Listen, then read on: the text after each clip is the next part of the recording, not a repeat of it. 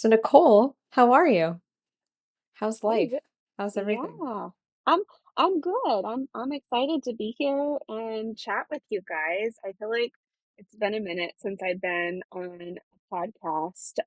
So excited to get back out and talk to people in the TTRPG space.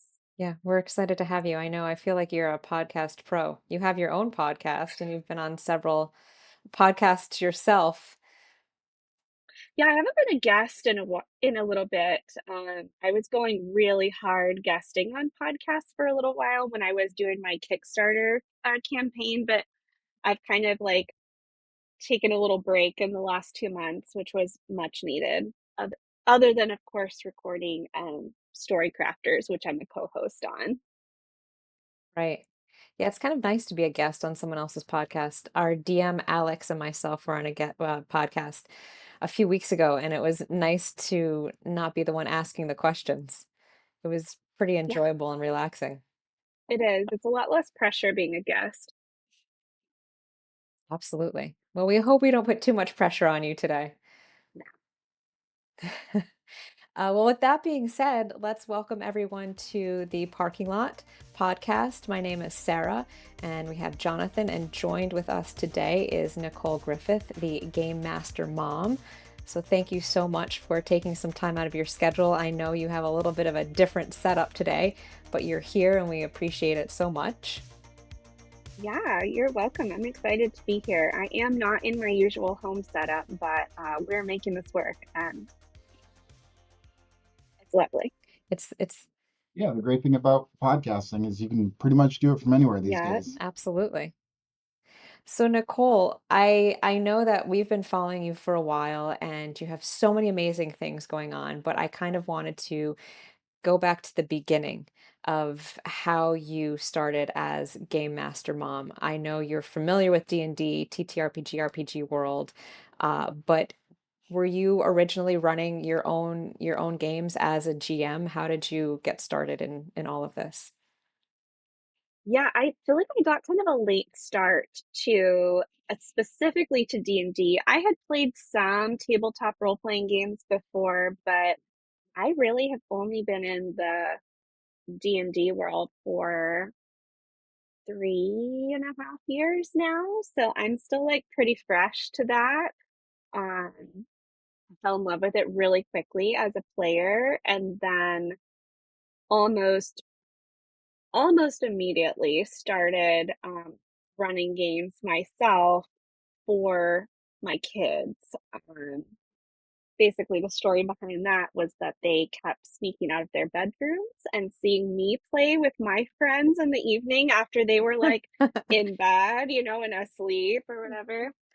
And they Yeah. saw, the minis and heard some of the storytelling and saw us rolling the little sparkly click clack rocks. And they were like, can we do that? And I was like, it's kind of Please. complicated, but like, sure, why not? We can dumb it down and make it fun for you. So that's kind of how Game Master Mom came about, was that I started creating these games for my kids and for my kids' friends, and I didn't really have a whole lot of friends in my life that cared about that or even knew what that was. So I started like slowly sharing a few things on Instagram, just like to have somebody to show, to be like, look at this terrain I made today. It's so cute. And like, my friends at the time were kind of like, yeah, we don't really understand why you even do that. Like, whatever.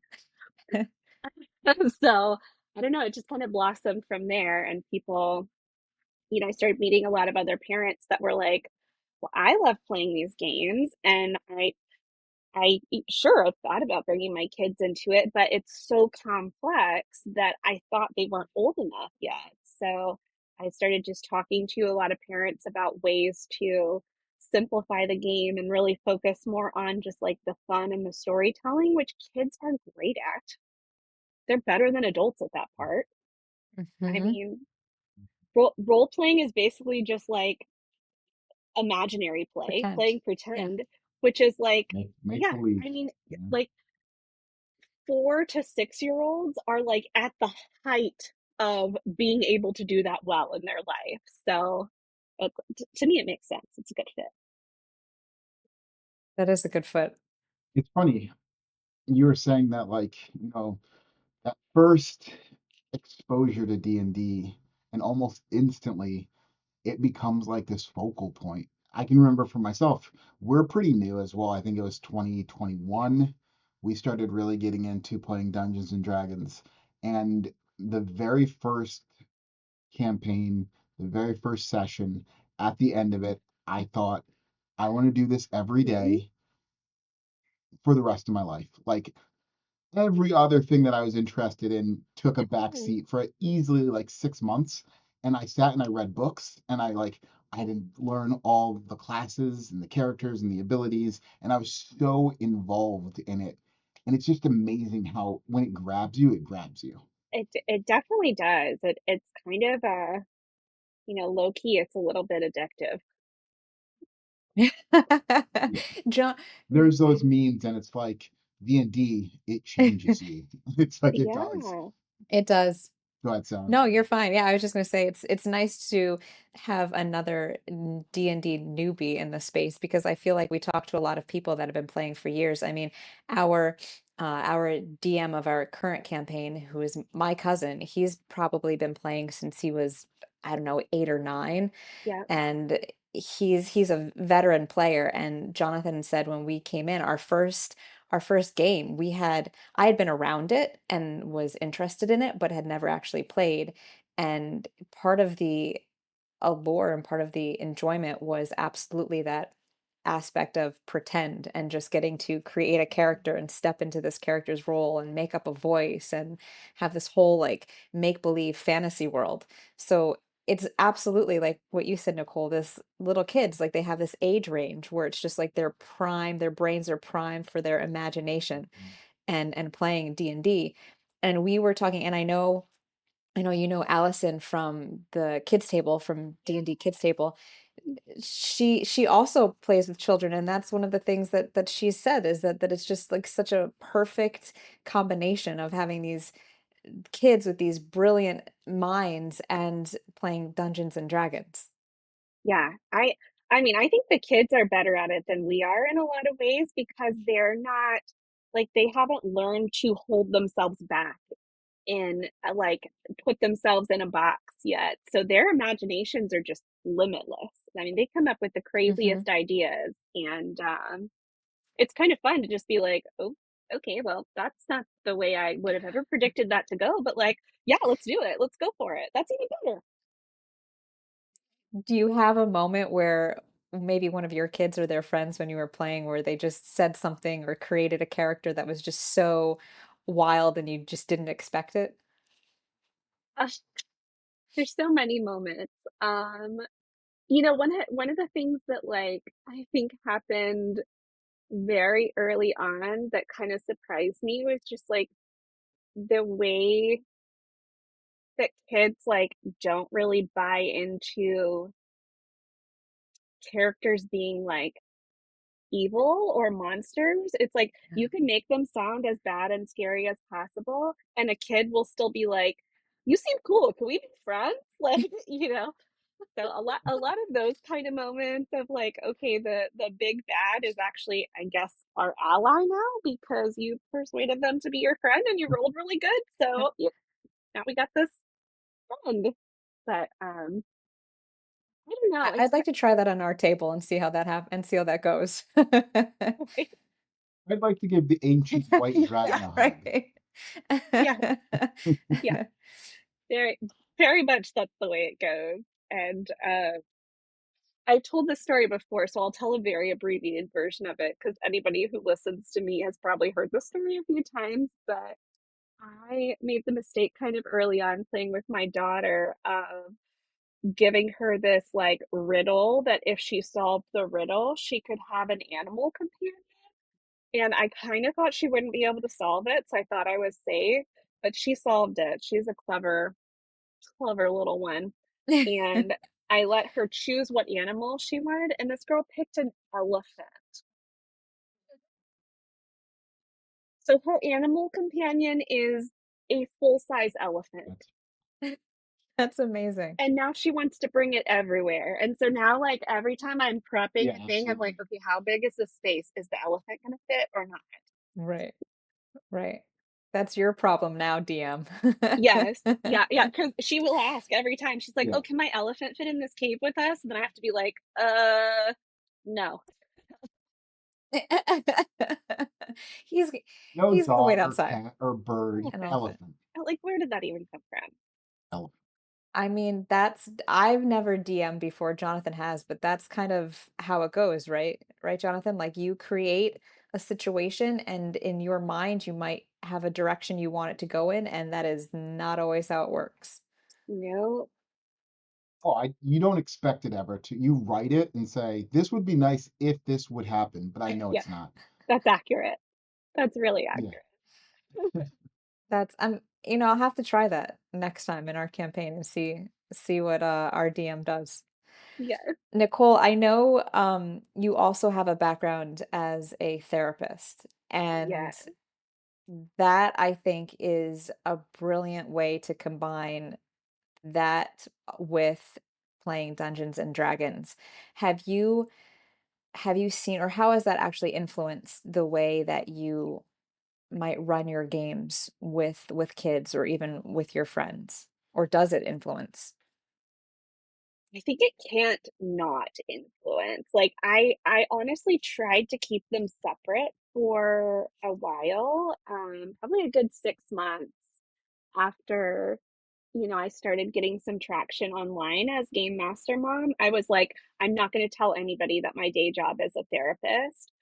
But inevitably what kept happening is I would like have conversations with people, and then I'd hear myself talking about like the importance of like belonging and human connection, and like ways that you can like practice emotional regulation through like failures that are the cause of chance when you roll the dice. And then I was like, oh dang, it really is all like I can't unconnect it. So definitely like a lot of I feel like in D&D, like you are basically like practicing what it's like to be a person, or or an elf or a lizard folk or whatever you are, right? But they're all kind of based on being human because that's how we know to be. Mhm, And I think that's such a Yeah. excellent vessel for just kind of like playing around in a lower stakes way with like how to do life. And that, I mean, that's therapeutic on its own. mhm. Yeah, it definitely is, and it's a form. I mean, adults that we play with have commented that playing D&D is a form of escapism. Yes. And that's what you're doing when you're using your imagination, when you're sitting with friends, you kind of shut everything out and you're just in that moment. And I think it's a really special thing that you and that others that we've talked to, Taryn and River, who have created Fart of War, they're all about bringing people together and playing and connectivity because of how important that is, especially in 2025 where everything's electronic and people aren't actually sitting together and connecting anymore. And have you seen the benefits of that with children? And having them connect with the parents or and with each other.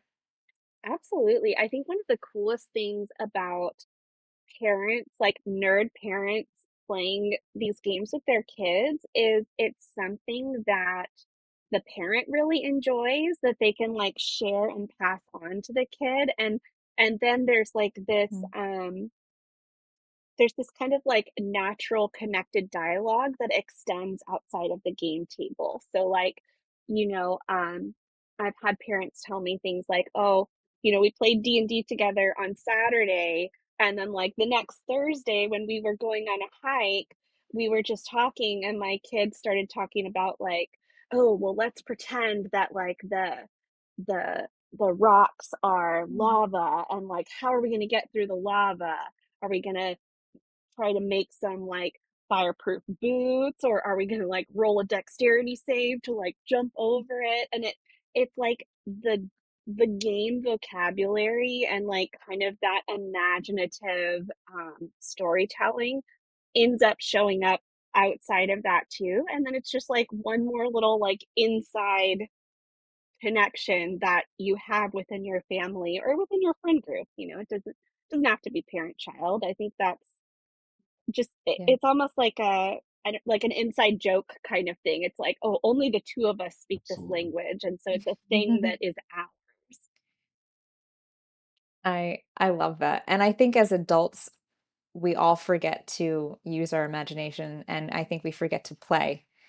And that's really important for our brains. So I think that's something that's really nice to be able to do with adult friends, but also if you are a parent, to have that aspect of play in your relationship to connect with your kid, I think is really awesome.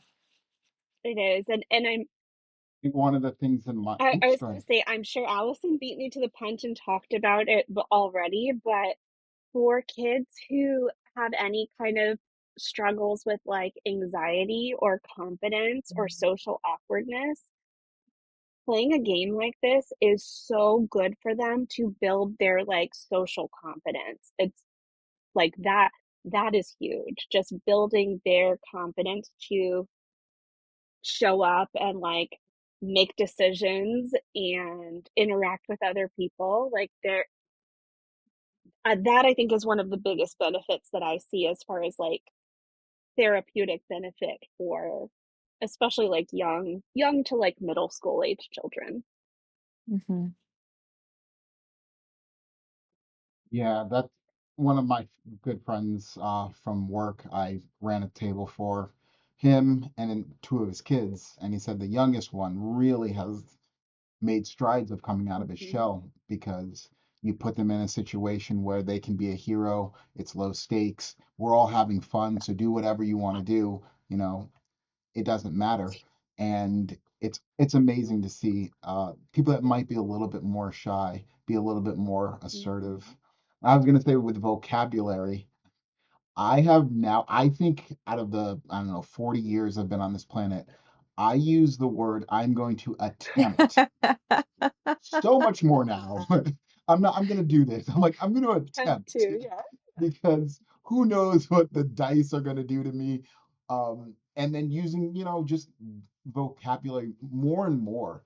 Uh, Sarah and I talk about, how we grew up and the words Mm, we use and the schools that we went to really shaping the way that our vocabulary is. And Sarah went to a school that had extensive vocabulary, and I went to a school that probably didn't. But now, exposing mhm. myself to weird Mhm. terms and like really being specific when Descriptive we talk words, yeah. about, Yeah. yeah. And now I'm like, okay, now I know why we're using X, Y, or Z, and I'm not using door. I'm using, a different word to describe something. Really allows people to get their creative juices flowing. Yeah, I think that's very true. Almost kind of turns you into like an amateur novelist or storyteller yourself.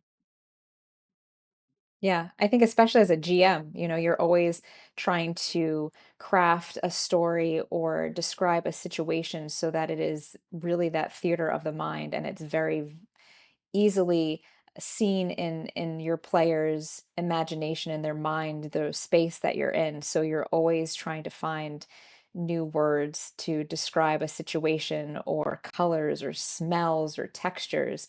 And I think that probably really helps kids as well as they are learning and growing to use their words, to have a broader vernacular. And I didn't have D&D when I was in school. I think it would have been a really great thing to experience, but now in so many schools they have D&D clubs for little kids. My cousin's son is in a D&D club in his school and he's not even a teenager yet. And he's been doing this for a while and I think that's a really great thing to have to help with kids with their confidence and their language skills and all of these different things that they need as they get older. Yeah, that's huge. And I feel like I talk to a lot of people who say, like D&D saved me as a kid, or D&D really helped me as a kid to get through something hard, or to feel like I finally had a place where I fit in and belonged. And then the other half of people are like, I didn't have this as a kid, kind of like what you were saying, Sarah.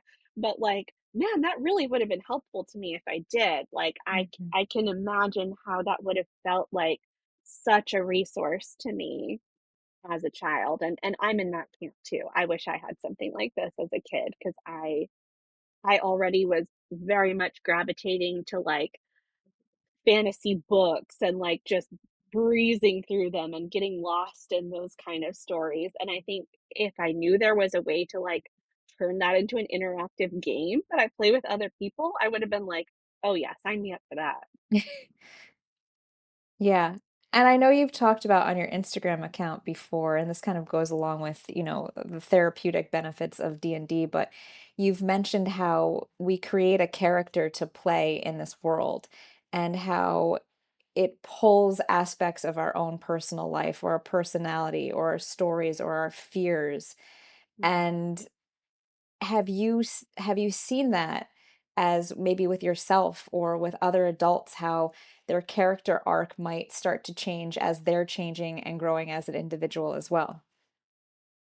Yeah, I think it definitely does. And I, to be clear, I am not trained in, I don't even remember what they're calling it now, but basically, like, I think they call it like therapeutic dungeon masters or something. That is Mm, a whole yeah. thing where trained therapists are using Dungeons and Dragons or a similar tabletop game in therapy. Wow. I'm not, I don't have that training. I do it in a more organic way, but people who are doing that work are putting out like research stories and anecdotes about the ways that it's helped people heal, and what it's showing is that a lot of times people can actually work through like their real personal trauma from their real backstory through playing a character arc that has, like you said, maybe a similar fear or a similar like pattern of like feeling abandoned or something like that. Like people can actually, without meaning to, like process through their own experience and make sense of it, which I think is like, what? Like that's crazy. That's amazing. That's in that's incredible. I don't think the Gygax guys thought of that when they were creating Dungeons and Dragons, but it's one of the many benefits of playing. It is for sure. And I think most of us, like at least our first character, it's like if you're really honest with yourself, you're like, that pretty much Mhm. is you. Definitely. Hmm. Jo Jonathan, what were you gonna say? Yeah, I played a bard, my first character, and it was literally there was no accent, it was just me talking. Yeah, Yeah, I mean, mine was a druid. She loved animals. I mean, that's me. me too. Yeah. Yeah. Yeah. She had a lot of like little tinctures and things and herbal I mean, it was me, but it was my first character and it was what I was comfortable with. And I've had a lot of different characters since then, but they all, if I'm being honest, have very big aspects of my own of my personality in each of them. Well, and that's how you make a good character. Hmm. And it needs to be Yeah, somebody that you can really step into. So they have to be similar to you in some ways. And I think you as a person get a benefit from playing that through, whether you recognize it or not, you're benefiting from I think so, maybe. I know in addition to you GMing that you also have lots of other things that you work on, including a book, which I'm really excited to actually see this come to life. What inspired you? What was your inspiration for this book? it. Yeah, so the book is a children's picture book. I have it right here next to me. This is just the It's sample. It's beautiful. very imperfect, but and that's roughly what it's going to look like when they get here. But it's basically the inspiration was I was looking for something very similar to this book to read to my kids, mostly to my youngest child who was not old enough to really like play at the game table yet, but we're a big reading family, so like we read stories at night, and I really wanted to have like, that early exposure to like fantasy worlds, but particularly like playing a role-playing game. And there's a few illustrated children's books out there, like Wizards of the Coast has put out a couple that Mhm, okay. I mean, they definitely give some exposure, but they're not really like a narrative story. They're more like, oh, A is for whatever, like the ABCs and one, two, threes mhm, and stuff like mhm. that. Cute books, but not, Is for yeah, artificer. yeah. See, different. B is for Bard. Yeah, Uh, that's it. mm, That's it. Yes. So I don't know. I just kept kind of looking and then being like, wait, does this not really exist? Like I can't find what I'm looking for. And then I happened to meet my illustrator online just like through a mutual friend. And I saw his art style and I was like, that's amazing. Like, that's what it looks like in my head. I don't know how this is happening right now, but it was just like this serendipitous moment where I was like, okay, I can't find the book. I love to write. You draw exactly the way that it looks in my mind. Let's just make this book. Let's just do it. And we did it. It was a lot harder than I thought it was going to be, but we did it. I love the artwork. I think it is so bright and cheery, and if I were a little kid, I would absolutely be interested in looking at this book. I think it's perfect. It's not cartoonish and Mhm. it's not like really high fantasy, stereotypical artwork, but it's gorgeous and I'm super excited. I'm super excited to see it. So what were some you said it was a lot harder than you thought. Yeah, Most things are. I know Jonathan and I with Jonathan starting Legends of the Tabletop. Like, how can it be so difficult? We're just going to sit around a table and play D&D with our friends. There's a lot of challenges. So, what were some of, I'm sure the many challenges that you faced that you just had no idea you were going to have to deal with? yeah. Oh gosh, there's so many. I feel like I live my life now just being like, well, can't be easy. Of course, it can't be easy, But I I don't know. I think I did some of it to myself because in the beginning, I started with pretty low expectations. I was like, you know what, we're gonna make it a beautiful book, and I'm gonna write the story, and then maybe we'll just like throw it up on Amazon, print on demand, or something. But as I got more invested in the book, and as my illustrator Daniel, the drawing bard, is his Instagram handle. If you want to see some of this beautiful artwork, it's at the drawing bard, no spaces. Um, as I started to see it, I was like, okay, no, a discount print job on this book is not going to do it justice. Like, I need a hardcover book. I need it to be like Mhm. big so we can really see the artwork. I need it to be like as immersive as possible. So I think I added all these little complications along the way just because I fell so in love with the book that I wanted it to be the best version that it could be. So that came with a lot of little perfectionist kind of things that took a lot of time, and it came with looking to find a printer who could really like do the size and quality that I was looking for. Um, wasn't anticipating any of that. Learned a lot about digital files and editing and graphic design. That is definitely not my forte. I'm not an artist. I'm a writer.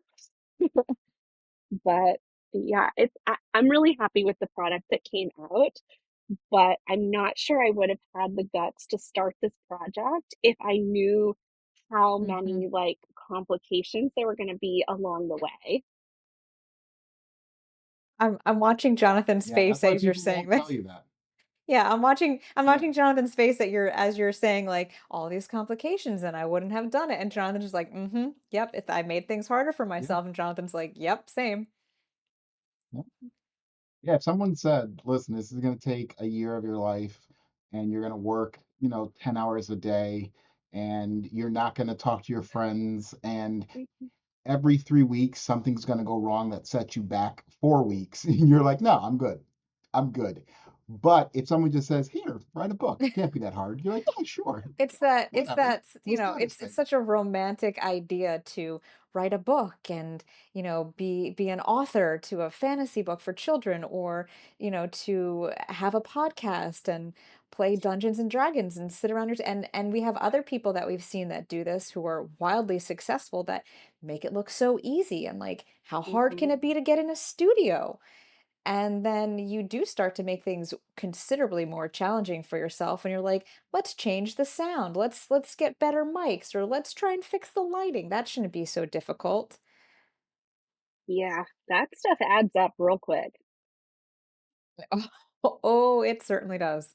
And I know, I mean, one of the hats I wear in my life outside of all of this, do work with a lot of graphic designers and print houses, and I know how expensive the cost of bookbinding is, and all the different types of paper and the ink, and that is such a complex thing to learn. Yeah, So I'm sure if that wasn't your background, it probably just blew your mind to, like, see costs of all of these things, but it was what yeah, your passion was, and you're yeah. in it, so let's just go for it. Yeah, all the other artists not artists, all the other authors that I knew before I started this book had gone either a traditional publishing route, which I decided not to do because I didn't want to give up my control of the product, Mhm. or they were self-published in the simplest, most low-cost way, which is excellent to get into it. I just decided I wanted to be extra and made all this extra work.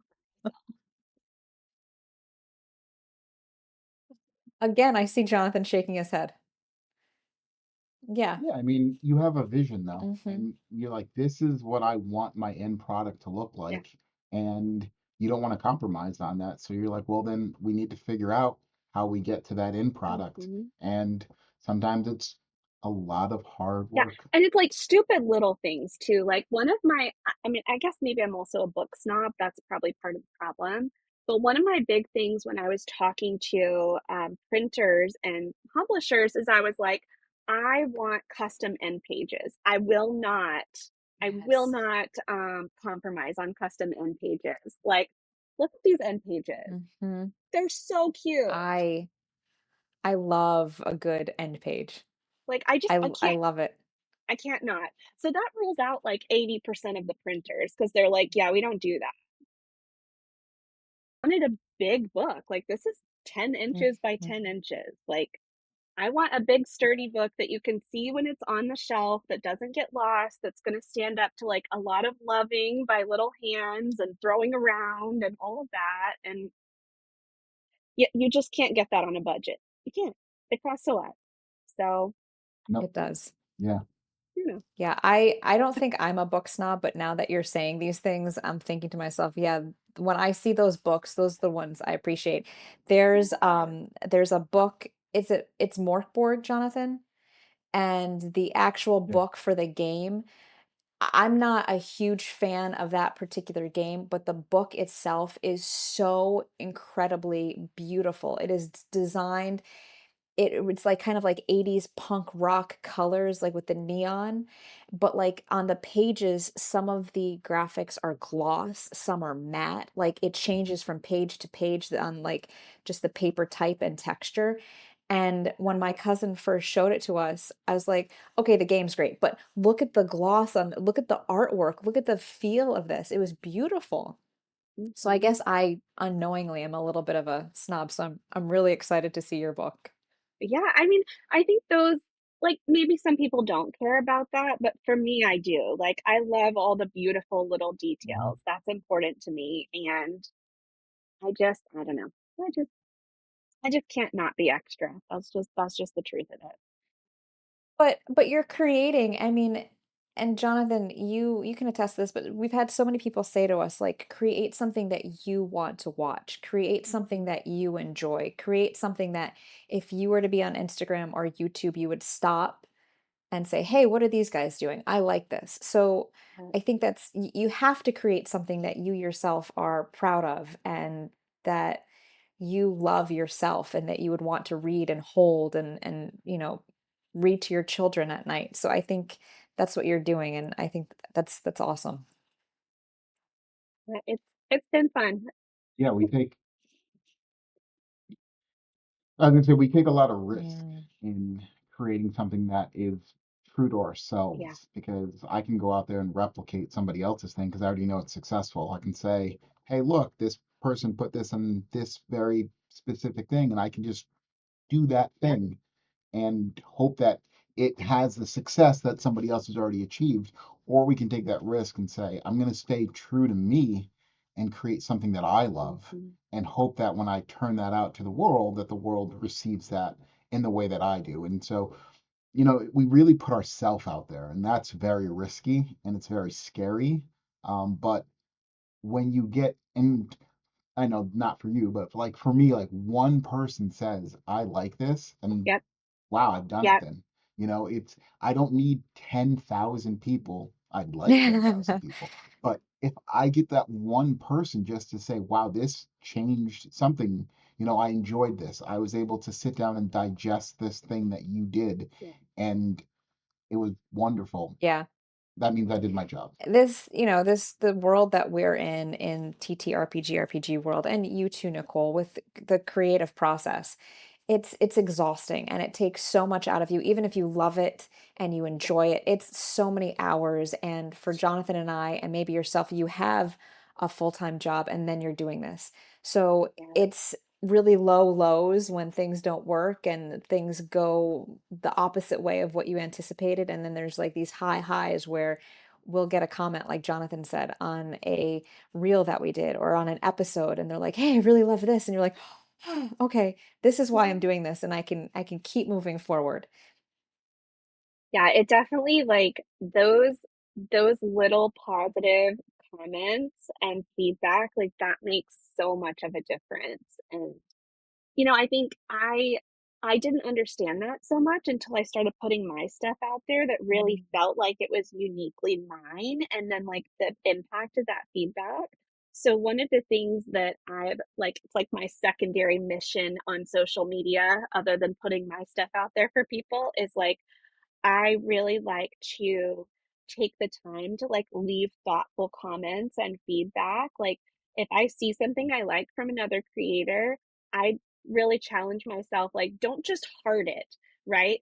Write something, even if it's something short, about why you liked it and what you think they did well, because I feel like that's what continues that motivation and momentum for us to keep Yeah, creating good things, is like really understanding that it does speak to people and it is special. yeah, that's a really good reminder because in this space, probably more so than any other group of individuals that I've worked with or worked around, it's been so encouraging, like genuine excitement for other people to do things or to succeed. And that Mhm. isn't found everywhere else in the world. You wish it was, but usually, you have a few friends that are like your hype person and they're always excited for you. But in this space, it seems like there's just a group of us creators that are always encouraging each other. So it's a really good reminder, even outside of this, if you see someone creating something online and you appreciate it, tell them why you appreciate it because that means the world to all of us that are trying to put content out and make something for people to enjoy. Yeah, I agree with that. I think the TTRPG and like to some extent like the kind of adjacent like cosplay community that's part of that is some of the most like supportive, awesome hype people I've ever met. And I don't think I've ever had a interaction with someone where I felt like it was competitive. Like it always feels like even if we're doing something similar, it's like let's hype up each other. Like I love what you're doing and it's kind of similar to what I'm doing, but in no way does it feel like, oh, we're all competing for like the same viewership or anything. That is not the vibe in this community. It's so uplifting and supportive and I'm Yeah. so grateful for that. Yeah. I mean, look at you. You have Allison from one YouTube channel where she's kind of doing things with kids, and then you kind of doing something similar but a little bit different. And the two of you have done collaborations together. Yeah, You talk to each other, you hype each other up, and that's a really awesome thing to have. it is. I've met some of like the best people. I will always be super appreciative of this community. Just so many cool folks Absolutely. and so many nice, generous folks in the TTRPG community. Absolutely. Especially since well, the three of us are kind of like new to D&D. It's really nice and so appreciated that we have these people to like help us out and point us in the right direction. Hmm. Yeah, and I think I found that like D&D players want to create more D&D Yes. players. It's not like, oh, this is my thing. Go do your own thing. It's like, oh, you want to roll Yeah. dice? And like immediately someone opens up their bag and they have a set of Mhm. dice, and somebody pops up a DM screen and they're like, "Hey, I don't have minis today, but we can theater of the Let's mind do this it. right Let's do it. now." Yeah. I think Jonathan always has some dice in his backpack wherever he goes. He's always ready. I do. Yes. I always have a set of dice on me. I just got the In cutest in thing made me think of this. I got like the company is called Dragon Horde. Company. Oh God, I just butchered it. I'll send you the link and you can actually credit them in the show Okay. notes. But yeah, they just sent me these super cute like travel bags for dice and like a travel dice tray. And I was like, this is perfect for all of us that like carry around dice in our purse or our pockets. I'm like, "Do we have a dice tray That's too." awesome. So cute. That's So cute. amazing. Jonathan's like, well, I'll have to check those out I later. was like, Get I some of need them. this. You do. You do need it. I'd show you You right now, always but need I'm more not at dice. home, so I don't. Yeah. I don't actually know if We'll I have any we'll dice look it on up me right later. now. Oh no. See, this is why you need Oh them. no. No, I know. This is they should send you a set of dice for when you travel. Yes. Yeah. We need this. Mhm. I was going to ask going back to your book, Jonathan and I have done this, especially Jonathan, because he's been writing for our Novemir anthology forever, that there's always something that you leave out. And it might have been something that you really loved, an aspect or a part of your story, but it got left out for one reason or another. Is there anything that in your writing you left out or you didn't include that you kind of wish you had? Yeah. There's so much. There's so much. It is very difficult to me personally to write a children's book that is short enough for a parent to read to their child. I was like, I was really set on this book will not take more than 5 minutes to read when I started it because as a parent who reads primarily at bedtime to their kids, I know that I have great children's books, but they take 10 minutes to read. And I'm like, oh, please not that one. Please not. That takes too long, right? So I was like, this needs to be a 5-minute read. But it's very hard to get all the things you want to get into that little Mhm. text. So I ended up compromising. It's about a 7.5-minute read. So I'm really sorry, parents, that it takes a very long time to read out loud. I don't know what to tell you. I could not make it any shorter. But in the process of writing the story, I had to leave so much out and really like condense it down to the smallest possible thing that would still make sense. But my solution for myself is I decided that all the little pieces and details that I didn't get to write about like who the characters are, I'm actually going to turn those into like early reader chapter books. So there will be some longer Nice. versions that are set in the same world about the same characters and more about like their backstory and their situation that will be coming out at some point. They're about half written right now. That's fun. That's awesome. I Yeah. love that. Yeah. Tell us a little bit about your world because I've seen glimpses of it on Instagram, but I love the little characters you have in there, the animals. I love all the design. So tell us about some of that world. Yeah. So my world is called Aetheria with an A. and it is kind of similar to, most of the fantasy worlds that you would imagine, right? I usually tell people it's kind of similar to like Skyrim, Elder Scrolls, like that kind of vibe, but it's all kidified, right? So it's kind of like something between Elder Scrolls and like a Disney movie.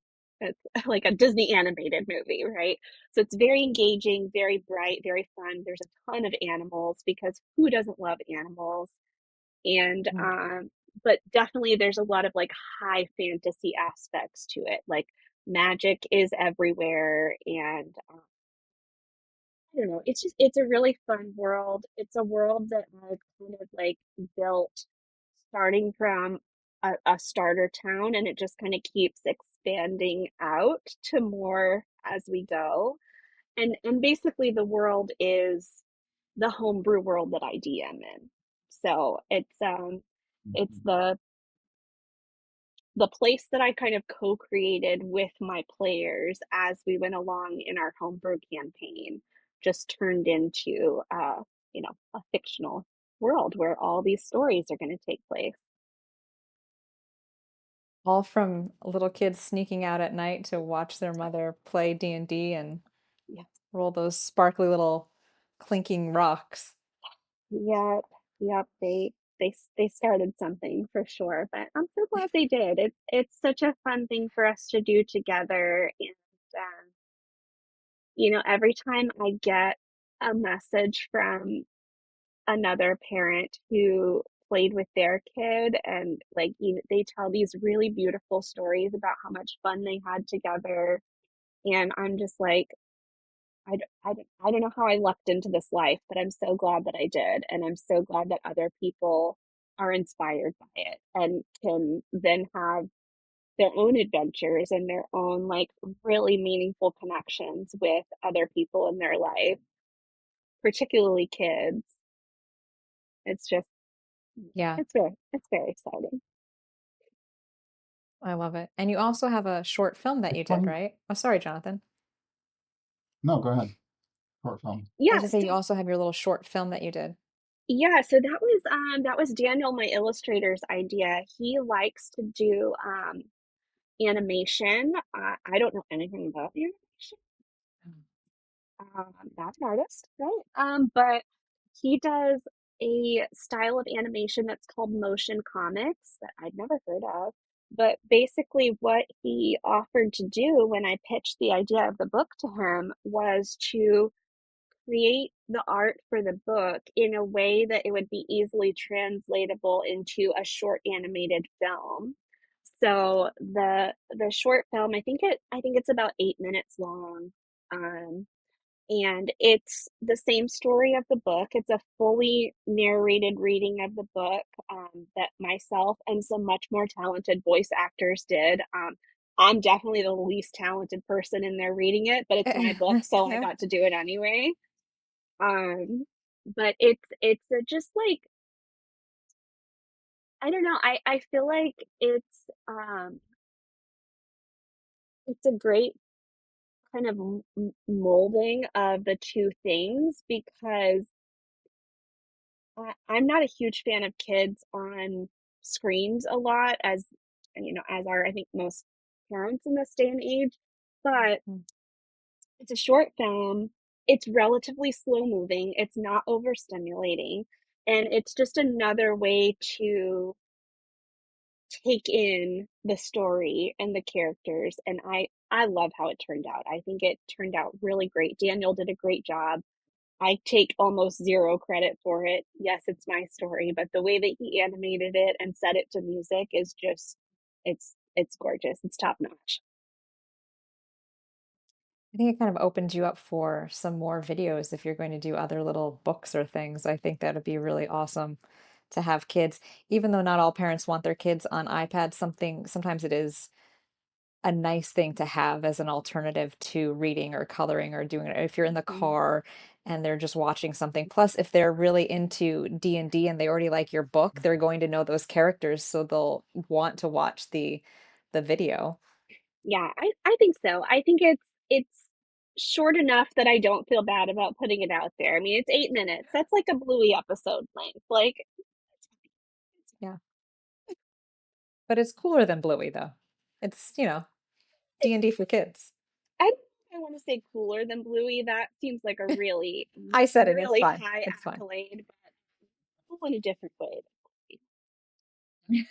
It's a different kind of cool. We don't want to Different kind offend of cool. anyone in the Bluey world. Yeah. Yeah. We love you, Bluey.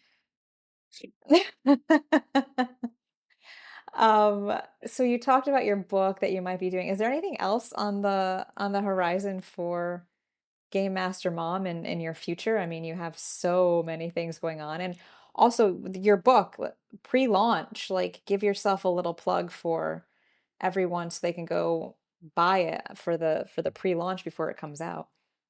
Yeah, absolutely. So, I did a Kickstarter campaign and I've got, maybe about 200 books that are already spoken for, but I ordered a lot more than that. So I will have books for sale on my website and on Amazon as well for my international people that don't want to pay crazy shipping. Amazon is helping me out with Mhm. that. Thank you, Amazon. Um, and it will probably be available to buy and get in October, but you can pre-order it on my website now, and you'll get yours like right after the Kickstarter people. So probably like late September. I think Kickstarter folks are probably going to get theirs like mid-September-ish. Don't hold me to that, but uh, they get theirs first because they were like my OG backers, and then pre-order Mhm. people will get theirs, and then I'll have it open for anybody to buy. But what's coming next? Big thing that's coming next is my kids' tabletop role playing game, which is very much inspired by D&D 5e, but it's way, way, way simpler. It's actually the way that I play when I run games. But that game is going to be called Adventures in Aetheria, and that will be coming out hopefully sometime this winter, either late 2025 or early 2026. It's almost done, but then I have to go back through the process with the printers and all of that again. So Yeah. who knows how long that's going Yeah. to take. Just a few things on your plate. No big Just a deal. few.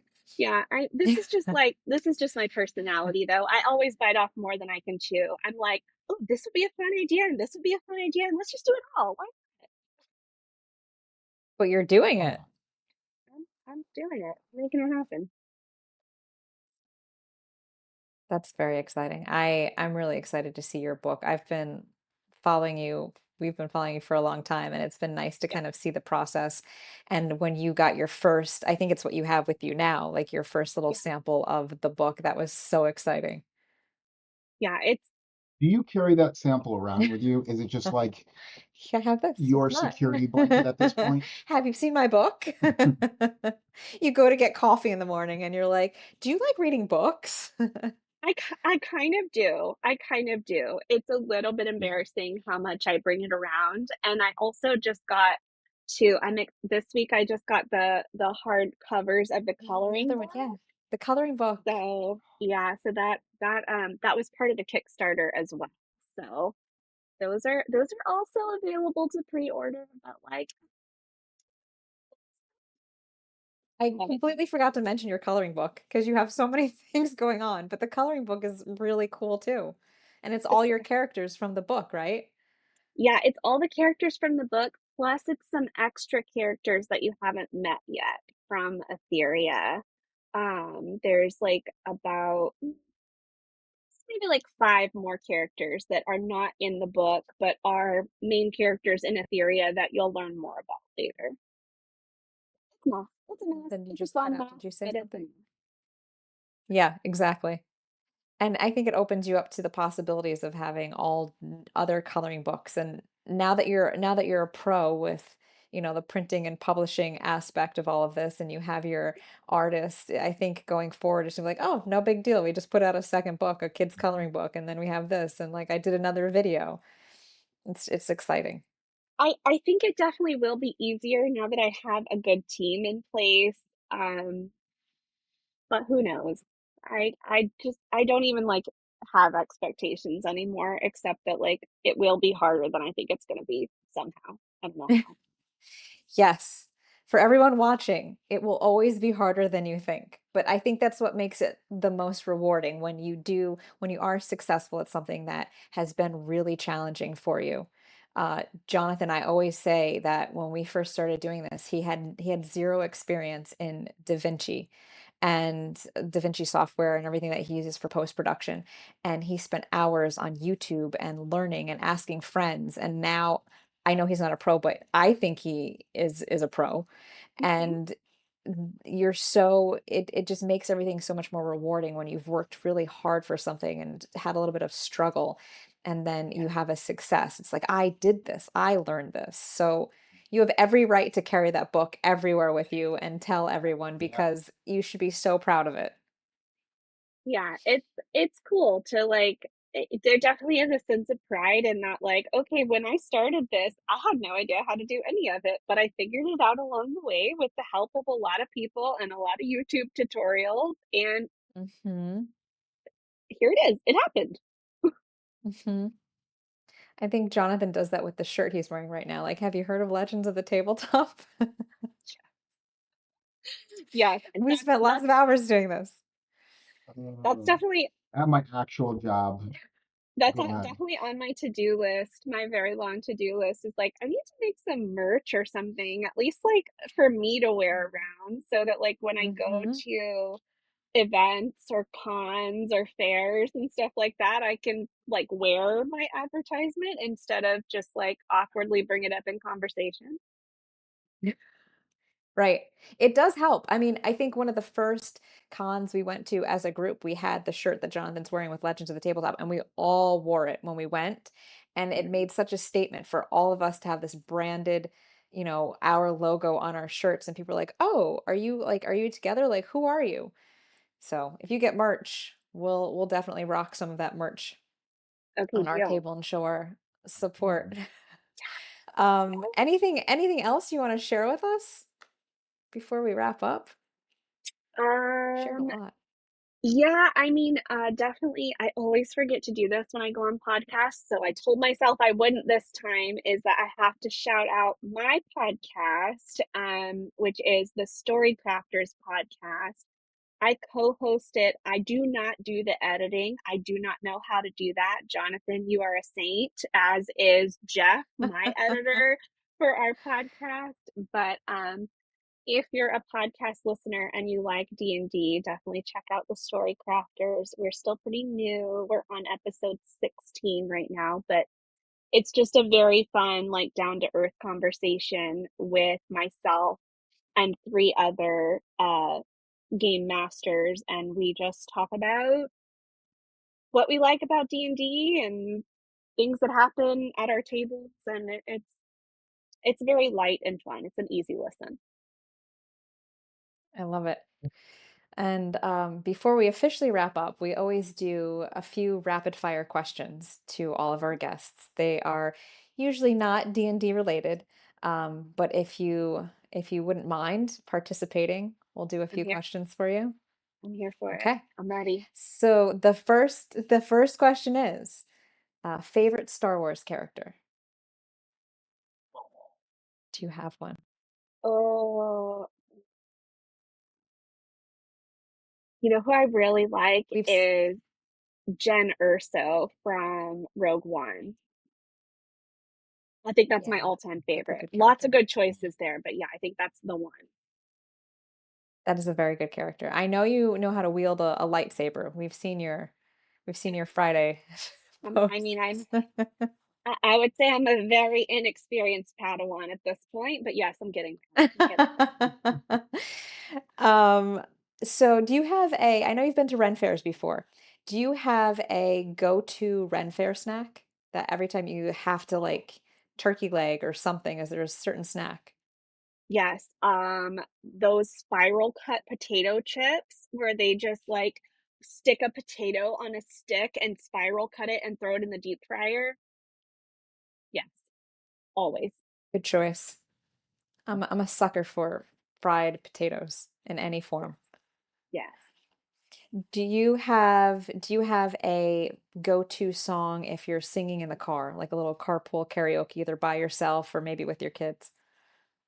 You Uh, just can't help but sing it when it comes on the radio. Pink Pony Club. It's catchy. I get it. Live. It gets stuck in my head. It's so good. It's so good. We do listen to that Um, on the way to school every morning. That's no joke. it's I mean, it hypes you up.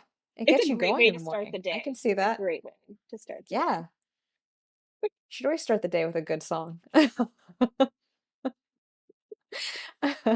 Um, this one is pretty random, but it's a little controversial in some circles. The movie Die Hard, is it a Christmas movie?